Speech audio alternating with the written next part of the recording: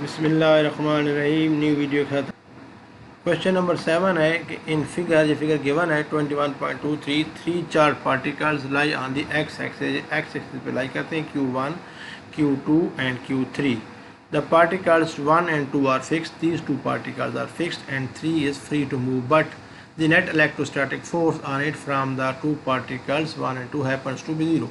It mean two charges are of different science, उनकी force एक दूसरे के डिफरेंट होगी। So we have to find that the ratio between the Q1 and Q2 if L2 3 L2 the distance between 2 and 3 and distance between 1 and 2 is equal. Let's suppose कि एक पे हम positive charge ले लें, एक negative charge ले लें, तो अगर इन दोनों वट एवर अगर 1 और 3 पे सेम चार्ज होंगे तो 1 जो होगा इसको क्या करेगा, रिपेल करेगा, 1 will repel. So force 1 3 will be the force of repulsion and force 2 3 will be the force of attraction. Both forces will be opposite in that direction to each other, so they will cancel each other. Therefore, but and their magnitude will be equal. Let's suppose that the L1 2 and L2 the distance between 2 and 3 and 1 2 is equal to L. So let's suppose L है तो L1 3 की तरह बन जाएगा, ये भी L है, ये भी L है आपके पास, तो आपके पास L3 क्या होगा 2 डबल L, देखें ना जहाँ से जहाँ तक भी L है, जहाँ भी L तो L1 3 will be equal to 2L।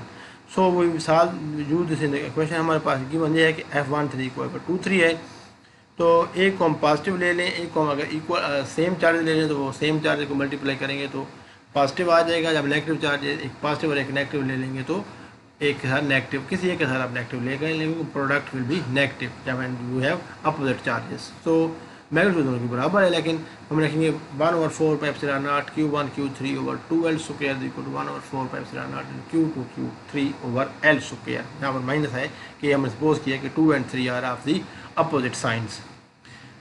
देखिए बेटा, इनको हम जब सॉल्व करेंगे तो आपके पास ये क्या आ जाएगा, हमको ये आ जाएगा कि 1/4 pi epsilon not will be cancelled with this 1/4 pi epsilon not and Q1 Q3 will also cancel with Q3।